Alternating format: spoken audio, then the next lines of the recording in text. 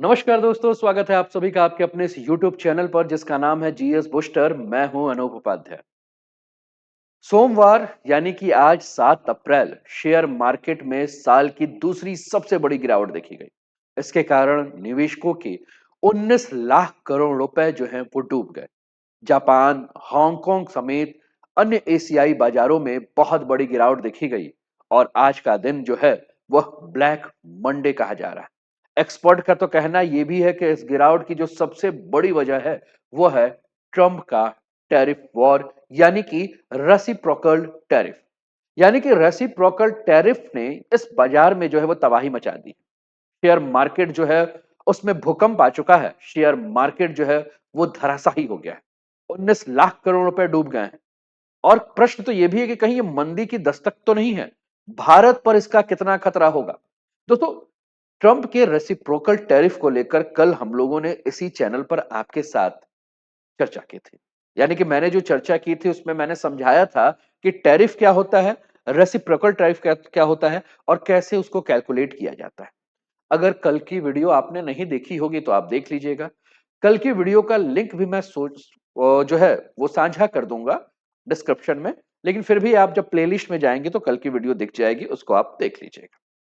अब जैसा कि मैंने कहा कि जो एक्सपर्ट्स हैं वो ये कह रहे हैं कि इस जो गिरावट है, ये जो भूचाल है, इसका जो सबसे बड़ा वजह है वह है ट्रंप का रेसिप्रोकल टैरिफ। और अनुमान ये लगाया जा रहा है कि 2025 तक अमेरिका में आर्थिक मंदी जो है आ सकती है। आज के टॉपिक में हम समझेंगे कि आर्थिक मंदी क्या है, यह कब आती है और इसका आम लोगों के ऊपर क्या असर पड़ेगा। क्या इसका जो नाम है जितना डरावना है, सही में या वास्तव में ये इतना डरावना होता है और दुनिया इससे क्यों डरती है। तो चैनल पे पहली बार है तो चैनल को सब्सक्राइब करके बेल आइकन दबा दीजिएगा कि यहां आने वाले हर वीडियो का नोटिफिकेशन आपको समय पर मिलता रहे। इस वीडियो को आप देश के किस क्षेत्रों से देख रहे हैं और विश्व के अगर अन्य देशों से भी देख रहे हैं, जैसे कि ज्यादातर मैं देख रहा हूं कि Bangladesh, USA, UAE, Saudi Arabia, Pakistan, Nepal, Bhutan जैसे देशों से भी व्यूअर्स जुड़ रहे हैं, तो वहां से भी अगर आप देख रहे हैं तो कृपया करके अपना विचार जो है वो हमारे साथ साझा कीजिए। और स्टार्ट करते हैं दोस्तों आज के सेशन को। और जो सबसे पहला प्रश्न है कि आर्थिक मंदी क्या होता है, इससे हम इस टॉपिक की शुरुआत करते हैं, क्योंकि बात तो हम यही कह रहे हैं कि इस टैरिफ वॉर के चलते जो है वह आर्थिक मंदी का जो है वह अनुमान लगाया जा रहा है कि अमेरिका में जो है वह आर्थिक मंदी आ सकती है। और कहा यह भी जा रहा है कि भारत पर भी इसके दुष्प्रभाव जो है वो देखने को मिलेंगे। तो सबसे पहला इकोनॉमिक रिसेशन या आर्थिक मंदी क्या होती है। दोस्तों, मंदी का अर्थ अगर हम बात करें तो किसी भी चीज का लंबे समय तक मंद या सुस्त पड़े रहना, है ना। आप कहते हो कि भैया तुम मंद हो गए हो, तुम सुस्त हो गए हो, तो ये मंद रहना या सुस्त होना ही जो है वह मंदी है। जब किसी देश की अर्थव्यवस्था बढ़ने के बजाय लगातार 2 या 3 महीने में या 2 या 3 तिमाही में, क्वार्टर में अगर हम बात करें तो घटने लगे, तो उस कंडीशन को कहा जाता है कि यह देश जो है वह आर्थिक मंदी की स्थिति में जा चुका है। यानी कि किसी एक साल में देश में पैदा होने वाले सभी सामान और सेवाओं की जो कुल वैल्यू है उसको हम क्या कहते हैं, जीडीपी कहते हैं, यानी कि सकल घरेलू उत्पाद कहते हैं। और जीडीपी के जब आंकड़े घटने लगे तो देश में हम ये कहते हैं कि भैया अब मंदी के बादल जो हैं वह मंडराना शुरू हो चुके हैं। मंदी की स्थिति में महंगाई जो है वो तेजी से बढ़ती है। मंदी की स्थिति में बेरोजगारी जो है वो तेजी से बढ़ती है। लोगों के पास आमदनी जो है वो धीरे धीरे कम होने लगता है। शेयर बाजार जो है वह हिचकोले खाते हुए नीचे की ओर गिरता हुआ दिखता है, क्योंकि निवेशक जो है वह अब पैसे लगाने से डरते हैं। अर्थव्यवस्था अगर एक क्वार्टर, क्वार्टर का मतलब होता है 3 महीना, अगर अर्थव्यवस्था एक क्वार्टर में गिरे, दूसरे में बढ़ने लगे और तीसरे में फिर से गिर जाए, तो ऐसी कंडीशन को हम मंदी नहीं कहेंगे। मंदी का मतलब कि हर क्वार्टर में आपको स्थिति जो है वह गिरते हुए देखने को मिलेगी। लेकिन अगर उतार चढ़ाव हो रहा है तो इसको हम मंदी नहीं कहेंगे। ठीक। अब दूसरा प्रश्न है इन्फ्लेशन, ठीक, जिसको कि हम हिंदी में महंगाई कहेंगे, मुद्रास्फीति कहेंगे, और रिसेशन। तो प्रश्न है कि मंदी कब आती है और क्या मंदी और महंगाई के बीच में किसी भी प्रकार का रिश्ता है? तो इसको समझने के लिए हम उदाहरण के रूप में जो है आपके जो सबसे फेवरेट जो पकवान है उस पकवान में से ले लेते हैं। आप में से बहुत सारे लोगों को समोसे पसंद है, तो चलिए हम समोसे को ले लेते हैं या हम रसगुल्ला ही ले लेते हैं। ठीक, किसी भी आप अपने हिसाब से जो पकवान आपको ठीक लगे उसको उदाहरण के लिए ले लीजिएगा। अब मान लीजिए कि आप समोसा पहले या रसगुल्ला आप 7 रुपए या 8 रुपए का खरीद रहे थे, अचानक आपको पता चल रहा है कि इसके दाम बढ़ गए। हो सकता है अब दाम बढ़ने से 2 चीजें होंगी। क्या? सबसे पहले तो आप समोसा खरीदना या रसगुल्ला खरीदना बंद कर देंगे। अब इससे क्या होगा? इससे जो समोसा बेचने वाला है, उस समोसा बेचने वाले की आमदनी के ऊपर जो है वो फ़र्क पड़ेगा। अब वो क्या करेगा? पहले ज़्यादा समोसा बनाता था, अब वो कम समोसा बनाएगा। क्यों? क्योंकि बिक नहीं रहा है। अब जब वो कम समोसा बनाएगा, तो उसके लिए उसको समोसा बनाने के जो भी चीज़ें हैं, जैसे आलू हो गया, तेल हो गया, मैदा हो गया, इसकी जो है आवश्यकता कम पड़ेगी, यानी कि वह इसकी सप्लाई लेना कम करेगा, तो सप्लाई के ऊपर असर पड़ेगा। ठीक? तो किसी भी अर्थव्यवस्था में अगर हम बात करें, तो महंगाई के चलते आपने समोसा या रसगुल्ला खाना बंद किया, उसके चलते वहां जो है उसने मैदे का, आलू का, तेल का, गैस का ये सारा चीज यूज करना कम किया। तो कुल मिलाकर अगर हम बात करें, तो अगर मार्केट में जब कुछ एक चीज होती है, अर्थव्यवस्था में कोई एक घटना घटती है, तो वो सारे के सारे घटनाएं आपस में इंटरलिंक्ड होते हुए हमें देखने को मिलते हैं। तो किसी भी देश में अगर हम बात करें, तो इसी इंटरलिंक्ड या इंटरकनेक्टेड चेन का जो इफेक्ट है, यह इफेक्ट जो है वो मंदी लेकर आती है। और यह अगर हम बात करें, तो एक ऐसा साइकिल होता है जिसको कि हम विशियस साइकिल कहते हैं, यानी कि एक ऐसा चक्र है जिसमें एक वस्तु दूसरे वस्तु के ऊपर जो है वह इंटरलिंक्ड है, इंटरकनेक्टेड है। यानी कि एक का प्रभाव दूसरे पर, दूसरे का प्रभाव तीसरे पर, तीसरे का प्रभाव चौथे पर, ऐसा प्रभाव जो पड़ता रहेगा। इसको लेकर जो अर्थशास्त्री हैं, वो अर्थशास्त्री ये कहते हैं कि अगर इन्वेस्टर को लगता है कि भविष्य में अर्थव्यवस्था गिर सकती है, तो वो क्या करेगा? वो अपने पैसे कहीं भी निवेश करने के पहले डरेगा। यानी कि वो अपने निवेश को या तो रोक देगा या निवेश करना कम कर देगा या निवेश करना बंद कर देगा। तो जब निवेश कम होता है, तो क्या होगा? तो डिमांड कम हो जाती है, और जब डिमांड घटने लगती है, तो चीजों के दाम जो बढ़ रहे हैं, वो बढ़ते नहीं। तो इससे क्या होता है कि प्रोडक्शन घटाकर लोग क्या करते हैं? सप्लाई ही कम कर देते हैं। और इससे एक विशियस साइकिल तब तक चलता रहता है जब तक देश की अर्थव्यवस्था जो है वह सिकुड़ने की स्थिति में ना आ जाए। मेरी बात समझ रहे हैं? तो आपने क्या देखा कि किस प्रकार से इन्फ्लेशन जो है वह, अगर हम बात कर रहे हैं, तो किस प्रकार से जो है महंगाई का मंदी के साथ आपको रिश्ता देखने को मिला। महंगा क्या हुआ? महंगा हुआ समोसा, लेकिन उससे मार्केट में किस प्रकार से मंदी आई, किस प्रकार से इंटरकनेक्टेड वस्तुएं जो हैं उनकी डिमांड जो है वो कम कर होने लगी, यह चीज आपने देखा। ठीक है? उम्मीद कर रहा हूं कि आपको सारी बातें जो है वो समझ में आ रही होगी, और आप अपना कमेंट जो है वो करते चलिए। मैं फिर से वही कह रहा हूं, आप अपने विचारों को हम तक जो है भेजिए। अब प्रश्न है कि क्या ये जो मंदी है, जो आर्थिक मंदी है, इकोनॉमिक रिसेशन है, इसका असर आम लोगों के ऊपर पड़ता है? तो दोस्तों, किसी भी देश के मंदी की जो चपेट है, इस चपेट में आने के जो रिजल्ट होते हैं, जो परिणाम होते हैं, जो नतीजे होते हैं, वो बहुत ही ज्यादा खतरनाक होते हैं। क्यों? क्योंकि अगर मंदी की कंडीशन आ रही है, तो अभी थोड़ी देर पहले हमने चर्चा किया कि निवेश करने वाला जो निवेशक है, वो या तो अपना निवेश कम कर देगा या निवेश करना बंद करेगा। तो जैसे ही निवेश का माहौल बिगड़ेगा, उपभोग और खरीद बिक्री में जो है वो कमी होगी, कई कंपनियां जो है वो बंद हो सकती हैं, और इससे क्या होगा? नौकरियां जो है वो जानी कम हो जाएगी, है ना? यानी कि नौकरियां जो है वो पहले से कम मिलने लगेगी या नौकरियां घटने लगेगी। लोगों को जो है वो नौकरियों से निकालना शुरू होगा। जैसे कि फिर से हम उदाहरण वही ले लेते हैं, समोसे वाला। अगर समोसा मान लीजिए कोई दुकान वाला 500 बेच रहा है, लेकिन जैसे ही समोसा महंगा हुआ, तो हो सकता है कि उसका खपत 500 की जगह पे घटकर 300 आ गया। तो 200 समोसा के लिए उसको जो रिफाइंड ऑयल चाहिए था, उसकी डिमांड कम हुई। मैं तो केवल एक समोसे की दुकान की बात कर रहा हूं।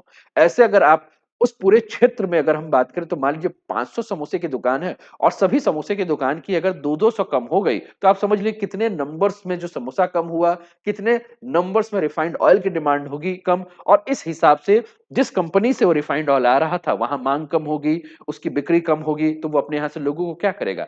हटाना शुरू कर देगा। हटाना शुरू करेगा तो बेरोजगारी होगा। तो आम लोग और जो कारोबारी हैं, उनकी जब आमदनी घटने लगेगी, तो वो क्या करेंगे? घटने लगेगी तो वो कहीं से कर्ज लिए होंगे तो कर्ज को चुका नहीं पाएंगे, तो कर्ज को जब नहीं चुका पाएंगे तो वो उससे दिवालिया जो है वो घोषित हो सकते हैं, दिवालिया घोषित कर देंगे। ठीक। अब अगला प्रश्न। अब ये सारा का सारा अगर हम बात कर रहे हैं तो ये सारी की सारी जो कंडीशन उठना शुरू हुई है वो कहां से शुरू हुई है? अमेरिका से। अमेरिका में जब ट्रंप की सरकार आई तो ट्रंप की सरकार ने क्या किया? उस देश की अर्थव्यवस्था को ठीक करने के लिए उन्होंने टैरिफ लगाना शुरू किया और उन्होंने कहा कि हम रेसिप्रोकल टैरिफ लगाएंगे। कल के टॉपिक पे हमने डिस्कस किया था। उन्होंने कहा हम डिस्काउंटेड जो है वो टैरिफ लगा रहे हैं। तो डिस्काउंटेड जो रेसिप्रोकल टैरिफ है उसके माध्यम से वो क्या कह रहे थे कि हम अर्थव्यवस्था को बैलेंस करना। ठीक। लेकिन कल ही के टॉपिक में हमने कहा कि जिस प्रकार की कंडीशन हो रही है कि चीन के ऊपर उन्होंने लगाया तो चीन ने कहा कि भैया हम आपके ऊपर और लगाएंगे। यूरोपियन कंट्रीज ने कहा कि भैया हम लगाएंगे। कुछ देशों ने कहा कि हम आपके साथ व्यापार ही नहीं करेंगे। ठीक। तो इंपोर्ट एक्सपोर्ट के ऊपर असर पड़ेगा। तो एक आशंका और भी जो जताई जा रही है, वो आशंका क्या जताई जा रही है? वह आशंका ये जताई जा रही है कि क्या अमेरिका में भी मंदी आएगी? अमेरिका की अर्थव्यवस्था भी चरमराएगी? तो कुल मिलाकर अगर हम बात करें दोस्तों, तो जो एक्सपर्ट्स हैं वो ये कह रहे हैं कि कोरोना महामारी जो कि 2022 में 20 से 22 का समय था, तो 2022 में अमेरिका में जो है वो मंदी आई थी। लेकिन ऐसा कहा गया था एक्सपर्ट्स के द्वारा कि कोरोना के समय आएगी, लेकिन आई नहीं। ठीक।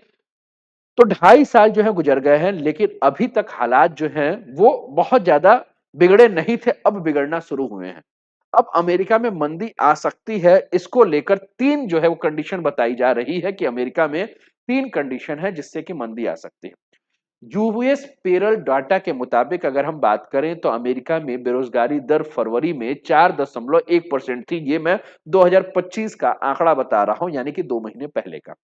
वॉल स्ट्रीट जर्नल के मुताबिक अगर हम बात करें तो छटनी और कई सारे लोगों को नौकरियों से निकालना, आपने सुना होगा कि ट्रंप ने कई सारे लोगों को नौकरियों से निकालना शुरू कर दिया। तो जो बेरोजगारी आ रही है, इस बेरोजगारी के चलते हम ये देख रहे हैं कि अमेरिका में अगर मान लीजिए बेरोजगारी होगी तो लोगों की परचेजिंग पावर कैपेसिटी घटेगी, यानी कि जो क्रय करने की क्षमता है वो भी घटेगी। तो अनुमान ये लगाया जा रहा है कि यही कंडीशन बनी रहेगी तो आने वाले समय में 8 महीने में अमेरिका में 5 से 6 लाख लोगों की नौकरी जो है वो जा सकती है। अब अगर ये 5 से 6 लाख लोगों की नौकरी जाएगी तो कहा यह जा रहा है कि ये कंडीशन अमेरिका में और ज्यादा खराब होगी। और इससे अगर हम बात करेंगे तो जब कंडीशन खराब होगी तो अमेरिका जो है उसमें मंदी के आने की संभावना जो है वह उम्मीद ये की जा रही है कि 40% तक बढ़ जाएगी, क्योंकि क्रय शक्ति नहीं होगी तो डिमांड नहीं होगा, डिमांड नहीं होगा तो सप्लाई जो है वो सरप्लस में आ जाएगा, तो वहां जो लोग हैं उनको भी कंपनियों से निकालने शुरू हो जाएंगे। तो ये सारी कंडीशन देखने को मिलेगी। तो अमेरिका आने वाले समय में दिसंबर 2025 तक की अगर हम बात करें तो मंदी की कंडीशन में आ सकती है, और इसीलिए हम कह रहे हैं कि आने वाला जो 8 महीना है वह अमेरिका के लिहाज से जो है वो बहुत ही क्रूशियल पीरियड जो है चल रहा है। फिर प्रश्न कि अगर अमेरिका में मंदी आएगी तो विश्व के दूसरे देशों पे क्या इसका असर पड़ेगा? दोस्तों, अमेरिका जो है हम जानते हैं कि विश्व की सबसे पावर कैपिटलिस्ट कंट्री है, और अमेरिका में अगर आ रहा है क्योंकि विश्व की सबसे बड़ी इकोनॉमी है और ऐसी इकोनॉमी है जिसके लिंक जो है वो देश, विश्व के सारे देश, जैसे कि कल हमने जीडीपी की बात, टैरिफ की बात की थी, रेसिप्रोकल टैरिफ की, तो हमने बात किया था कि 100 से अधिक देशों के ऊपर रेसिप्रोकल टैरिफ लगा रहा है। यानी कि अमेरिका के तार जो हैं वो विश्व के बहुत सारे देशों के साथ जुड़े हुए हैं। अगर अमेरिका में मंदी आएगी तो विश्व के अन्य सारे देश जो हैं वो इससे अछूते नहीं रहेंगे। विश्व के बहुत सारे देशों को जो है इससे प्रभावित होगा। और मंदी की आशंका को देखते ही हुए हम क्या देख रहे हैं कि भारत की अगर हम बात कर रहे हैं तो भारत में भी आप देख रहे हैं कि किस प्रकार से शेयर मार्केट जो है वो बहुत बुरी तरह गिर रहे हैं। अब इसको लेकर अगर हम बात कर रहे हैं तो जो इकोनॉमिक एक्सपर्ट हैं वो ये कह रहे हैं कि चीन के मुकाबले भारत का अमेरिका से इंपोर्ट और एक्सपोर्ट बहुत ज्यादा है। ठीक। तो अमेरिका से हमारा इंपोर्ट एक्सपोर्ट जो बहुत ज्यादा है, अमेरिका से इंपोर्ट एक्सपोर्ट प्लस में है, इसका मतलब है कि अगर हम अमेरिका को एक्सपोर्ट ज्यादा करते हैं और उनसे इंपोर्ट कम करते हैं यानी कि हम बेचते ज्यादा है, खरीदते कम है। तो इससे क्या होगा कि अगर अमेरिका में मंदी आई तो हमारा परचेजिंग कम हो जाएगा, हमारी बिक्री कम हो जाएगी। तो बिक्री अगर कम हो जाएगी, हमारा डिमांड कम हो जाएगा, तो उसका असर भारत की अर्थव्यवस्था के ऊपर पड़ेगा। ठीक है ना? तो अगर अमेरिका में किसी प्रकार की स्थिति आएगी तो उसका असर जो है वो भारत में देखने को मिलेगा। और भारत में अगर हम बात करें तो इसका असर हो सकता है कि हमें ज्यादा देखने को मिले। अब प्रश्न है कि क्या अमेरिका में इस प्रकार की मंदी जो है वो पहले भी आ चुकी है? क्या अमेरिका में, तो दोस्तों अमेरिका में अगर मंदी के बारे में अगर हम बात करें तो अमेरिका कई बार मंदी की चपेट में आ चुका है। जैसे कि डबल डीप मंदी 1981-82 की है। अब ये डबल डीप मंदी के बारे में बात करें दोस्तों तो 1979 में जो ईरान की क्रांति हुई थी, इस ईरान की क्रांति के कारण हमने क्या देखा था कि प्रोडक्शन में कमी आई थी और दुनिया भर में ऑयल की कीमतें जो हैं वो बहुत तेजी से बढ़ी थी। तो इन्फ्लेशन को कंट्रोल करने के लिए यूएसए ने क्या किया था, सख्त मॉनेटरी पॉलिसी अपनाई थी, जिसने अमेरिका ने मंदी को जन्म दिया। और 1973 की ऑयल क्राइसिस और 1979 की एनर्जी क्राइसिस के कारण अमेरिका में हो रहे इन्फ्लेशन के कारण ये सब हुआ था। इस दौरान अमेरिका में बेरोजगारी रेट 10.8% पे पहुंच गया और साथ अमेरिका की जीडीपी ग्रोथ रेट -2.7% जो है वो हो गई थी। ये मंदी के कारण आपको देखने को मिला। दूसरा अगर हम बात करें तो 1991 की, अगर हम गल्फ वार के बारे में अगर हम बात कर रहे हैं तो 1991 में शुरुआत में अमेरिका में मंदी का सामना करना पड़ा। इससे सबसे बड़ी वजह ईरान इराक का युद्ध था। नतीजन ऑयल की कीमतें जो है वो बहुत तेजी से जो है वो बढ़ रही थी।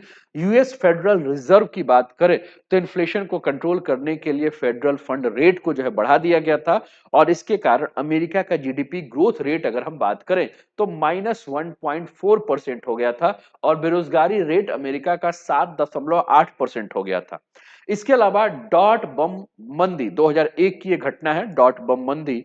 इसके में अगर हम बात करें तो जो टेक्निकल कंपनियां हैं वह भारी निवेश के बाद अमेरिका के इतिहास की अगर हम बात करें तो इकोनॉमिक विस्तार देखने को मिला।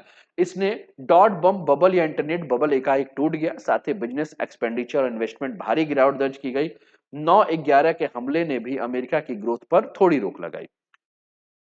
इस घटना के कारण देश में आर्थिक उथल-पुथल मची, नतीजन देश में मंदी का सामना करना पड़ा और इस दौरान अमेरिका की जीडीपी ग्रोथ रेट 0.3% माइनस में रही और बेरोजगारी रेट 6.3% जो है वो दर्ज की गई। ठीक, इसके बाद अगर हम बात करें तो 2007 से 9 की महामंदी जो अमेरिका की है, जब अमेरिका में मकानों और घरों की कीमतों में बहुत ज्यादा गिरावट हुई, ग्लोबल फाइनेंशियल क्राइसिस आया, वही तेल और खाद्य कीमतें जो है वो आसमान छूने लगी। इस संकट के समय Bear Stearns, Freddie Mac, Lehman Brothers, है ना? इसके अलावा एआईजी जैसे अमेरिका के कई बड़े फाइनेंशियल इंस्टीट्यूट जो है वो बह गए, ढह गए। ऑटोमोबाइल इंडस्ट्री को संकट आ गया। अमेरिका के बिगड़े आर्थिक हालातों के कारण देश को महामंदी का सामना करना पड़ा। जीडीपी ग्रोथ रेट -5.1% हो गई और बेरोजगारी रेट जो है वो 10% के आसपास जो है वो जाके बढ़ी। और सबसे हाल की अगर हम बात करें तो 2020 का कोविड के समय अगर हम बात करें तो मंदी की कंडीशन हमें देखने को मिलती है। अमेरिका में पैर पसार चुकी थी जिसके चलते ट्रैवल और कई काम जो है रोक लगाने पड़े। रोजगार में भारी गिरावट हमें देखने को मिली और इस समय अमेरिका में 2.4 करोड़ लोगों की नौकरियां चली गई थी। बेरोजगारी दर 14.7% हो गई थी। जीडीपी ग्रोथ रेट -19.2% हो गई थी और ये मंदी रिकॉर्ड का जो है वो काफी कम समय तक देखने को हमें मिला था। ठीक है। अब सवाल यही है कि क्या भारत में इस प्रकार की स्थिति आ सकती है? भारत की स्थिति क्या है? मंदी आ सकती है कि नहीं आ सकती है? हम भारत के दृष्टिकोण से तो हमने कहा कि भारत और अमेरिका के बीच में इंपोर्ट एक्सपोर्ट बहुत ज्यादा होता है और भारत का एक्सपोर्ट सरप्लस में है, यानी कि हम अमेरिका से खरीदते कम है, बेचते ज्यादा है। ठीक है ना?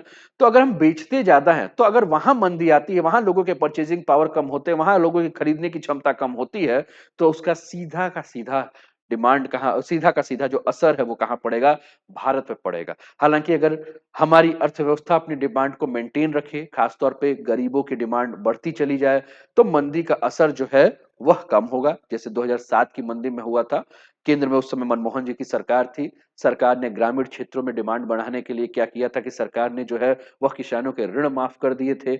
ग्रामीण रोजगार गारंटी योजनाएं शुरू कर दी थी जिससे कि लोगों के पास पैसे आने लगे, लोगों ने डिमांड शुरू कर दी। तो सरकार अब ये काम कर सकती है कि ग्रामीण क्षेत्र में जो है वह डिमांड ज्यादा से ज्यादा बढ़ा दे कि हमारे यहाँ ही हमारे प्रोडक्ट्स के जो है डिमांड बढ़ जाए, तो हमें अमेरिका भेजना ना पड़े। तो इससे क्या होगा कि हमारे यहाँ मंदी का असर बहुत ज्यादा देखने को नहीं मिलेगा। दूसरे देशों की जीडीपी में अगर गिरावट आई है तो हमारे देश में भी जीडीपी में गिरावट जो है वो आएगी, ये माना जा सकता है ना? तो कहीं ना कहीं हमारे यहाँ भी हमारे ग्रोथ पे, हमारे अर्थव्यवस्था पे जो है वह असर पड़ेगा। अब ये सरकार के ऊपर है, सरकार की नीतियों के ऊपर है, सरकार की जो फिस्कल पॉलिसी होगी, जो राजस्व नीति होगी, बैंकों की जो पॉलिसी होगी, वह सब मिलकर इसको रोक सकते हैं। अब प्रश्न यह है कि क्या भारत में भी कभी मंदी आई थी? भारत ने भी कभी मंदी को देखा है, नहीं देखा है? तो भारत की मंदी के हिसाब से अगर भारत में मंदी आती है तो पांचवी और आजादी के बाद सबसे गंभीर मंदी जो है ये साबित हो सकती है, ऐसा कहा जा रहा है। इसके अलावा अगर हम बात करें तो भारत में अगर मंदी आती है तो अब तक क्या हो चुकी है, तो भारत में अभी तक अगर हम बात करें तो कुल 4 बार मंदी आ चुकी है। जैसे कि 1957-58 में बैलेंस ऑफ पेमेंट क्राइसिस की कंडीशन आई थी, जब जीडीपी ग्रोथ रेट -1.2 चली गई थी और भारतीय अवस्था ने पहली मंदी का सामना किया। इसके पीछे की सबसे बड़ी वजह थी इंपोर्ट बिलों में भारी तेजी। 1955 और 57 के बीच भारत का इंपोर्ट बिल 50% तक जो है वो बढ़ चुका था। कमजोर मानसून के कारण कृषि उत्पादन पर प्रतिकूल प्रभाव पड़ा था, जिससे कीमत तेजी हुई थी। सरकार ने 40 लाख टन खाद्यान्न इंपोर्ट किया। ठीक, इसके अलावा अगर हम बात करें तो 1965-66 जब सूखा का समय था, तो सूखे के कारण भारत के जीडीपी ग्रोथ रेट माइनस में पहुंची थी, -3.66। और खाद्यान्न उत्पादन में 20% की गिरावट आई। इस समय भी हमारे देश में जो है वो मंदी देखने को मिला था। भारत को 1 करोड़ टन की खाद्य सहायता मिली थी। तीसरा अगर हम बात करें तो 72-73 एनर्जी क्राइसिस थी, जब ग्लोबल लेवल पर वही ऑयल क्राइसिस हो गया था, जो ईरान इराक के बारे में हम बात कर रहे हैं। तो अंतरराष्ट्रीय क्षेत्र पे जो तेल की कीमतें बढ़ गई थी, तो कीमतें 4% तक बढ़ गई थी, तो भारत का जीडीपी जो है वो -0.32% हो गया था। फिर 79 से 80 की अगर हम बात करें तो दुनिया में फिर ऑयल क्राइसिस आया था, ईरान क्रांति का समय था। ऑयल प्रोडक्शन में जो बहुत कमी आई थी, ऑयल के तेल रेट जो है वो बढ़ गए थे। भारत में इंपोर्ट में 8% की गिरावट आई थी, जीडीपी ग्रोथ रेट माइनस हो गई थी, -5.2। ठीक है, तो ये भारत में मंदी की कंडीशन जो है वो हमें देखने को मिली है। भारत में आजादी से लेकर अभी तक अगर हम बात करें तो 4 बार जो है वो मंदी आ चुकी है। अब फिर प्रश्न ये है कि कोई देश अगर मंदी में है तो मंदी से निकलने का रास्ता क्या है? तो दोस्तों, मंदी से बाहर निकलने का एक ही तरीका है, वो है इन्वेस्टमेंट बढ़ाना, ज्यादा से ज्यादा निवेश बढ़ाना। जब प्राइवेट सेक्टर में इन्वेस्टमेंट कम हो जाए तो सरकार क्या करेगा कि अपने क्षेत्र में इन्वेस्टमेंट बढ़ाएगा, और सरकार को इसके लिए फिस्कल डेप्थ रेट को जो है वो बढ़ाना पड़ेगा। जैसे 2007 के रिसेशन के समय हुआ था, जब अमेरिका का रिसेशन आया था, तो सरकार ने क्या किया था, चाहे वो भारत की बात करें, चाहे अमेरिका की बात करें, चाहे चीन की खूब बात करें, तो इन सारे देशों की सरकारों ने फिस्कल डेप्थ रेट को बढ़ा दिया था, जिससे कि डिमांड बनी रहे। और कभी भी इस प्रकार की कंडीशन आती है तो इसमें सबसे जो महत्वपूर्ण जो पोजीशन होता है, जो रोल होता है, वो सरकार का होता है कि सरकार किस प्रकार से कदम उठाए, सरकार किस प्रकार से मार्केट में जो है वह लिक्विडिटी फ्लो बढ़ाए, सरकार किस प्रकार से टैक्सेस कम कर दें, या सरकार किस प्रकार से जो है वह रेट ऑफ इंटरेस्ट कम कर दे, या ब्याज माफ कर दे, या किसी भी प्रकार से लोगों के हाथ में पैसे भेजे जिससे कि लोग ज्यादा से ज्यादा खरीदें। तो इस प्रकार से जो है इन्वेस्टमेंट बढ़ा के जो है सरकार जो है मंदी को रोक सकती है। अब मंदी से अगर हम बात कर रहे हैं, तो अब लोगों ने बात किया तो हमने कहा कि इन्फ्लेशन, डिफ्लेशन जैसे शब्दों पे बात करें, तो ये सब शब्द जो है इसका अर्थ क्या होता है? जैसे सबसे पहला जो चीज है वो है इन्फ्लेशन। इन्फ्लेशन का मतलब होता है महंगाई, यानी कि किसी भी चीजों का दाम बढ़ना। यानी कि मान लीजिए कि जैसा कि हमने कहा कि समोसा 8 रुपए से 10 रुपए हुआ, तो जो 2 रुपया बढ़ा वो क्या हुआ? आप कहोगे कि 2 रुपया महंगा हो गया, 2 रुपया मैंने ज्यादा दिया है। ठीक, तो ये हो गया उसका इन्फ्लेशन, महंगा होना, है ना? यानी कि पहले हो सकता था कि आप जो है कि 8 रुपए का समोसा खरीद रहे थे, अब 10 रुपए का खरीद रहे हैं, तो आपके जेब के ऊपर अतिरिक्त दबाव आ रहा है। ये हो गया भैया आपका इन्फ्लेशन, यानी कि महंगाई। ठीक है, और दूसरी अगर हम बात करें तो डिफ्लेशन। तो डिफ्लेशन का मतलब होता है कि किसी भी वस्तु का दाम जो है वो कम हो जाना। दाम क्यों कम होता है? तो मान लीजिए कि आप समोसे की दुकान पे जा रहे हो, उस व्यक्ति का समोसा बिका नहीं, उसकी लागत जो है वो 5 रुपए आई है, वो बेच रहा है 8 रुपए में। ठीक, लेकिन उसका जब समोसा नहीं बिका तो उसके पास क्या दिख रहा है? दो ही ऑप्शन है, क्या? या तो पूरा का पूरा समोसा फेंक दे, या तो कम रेट पे कोई ऑफर चला दे। तो उसने ऑफर क्या चला दिया? उसने ऑफर चला दिया कि 2 समोसा खरीदो और 1 समोसा मैं फ्री देता हूं, 2+1 का ऑफर। तो 2 समोसा अगर खरीद रहे हो आप, तो आप दे रहे हो कितना? 8 दूनी 16 रुपए, लेकिन आपको दे कितना रहा है? वो 3 समोसा दे रहा है। ठीक, उसकी लागत कितनी आई है? उसकी लागत आई है एक समोसा को बनाने में 5 रुपए, है ना? आप दे रहे हो उसको 16 रुपए, ठीक? तो आपको उसने कितना दिया? 3 समोसे, तो उसकी लागत आई 3 समोसे में 15, लेकिन उसने आपको दिया उसको फायदा कितने का हुआ? 1 रुपए का फायदा हुआ। तो कुल मिलाकर अगर हम बात कर रहे हैं तो वहां भी अगर वो क्या करेगा कि चीजें खराब ना हो, इसलिए वो क्या करेगा? कम दामों में चीजों को बेचेगा, इससे उसको नुकसान होगा, उसको फायदा नहीं होगा, है ना? तो डिफ्लेशन की कंडीशन अगर हम बात करेंगे तो यहाँ क्या होगा? जब चीजें जो है वो सस्ती ज्यादा होने लगे, उसका रेट ना मिले, तो ये डिफ्लेशन की कंडीशन हमें देखने को मिलती है। तीसरी कंडीशन है जिसको कि हम कहते हैं स्टैगफ्लेशन, है ना? तो स्टैग्नेशन, तो स्टैग्नेशन की कंडीशन क्या होती है कि अर्थव्यवस्था बढ़ नहीं रही है, लेकिन चीजों के दाम जो है वो बढ़ रहे हैं। जैसे कि अभी की कंडीशन हम बात करें तो हम कह रहे हैं कि भैया अर्थव्यवस्था तो बढ़ ही नहीं रही है, लेकिन जो चीज है वो महंगे होते जा रहे हैं। ऐसा आम तौर पे हम देखें तो 70 के दशक से अभी तक हमें देखने को मिल रहा है ना?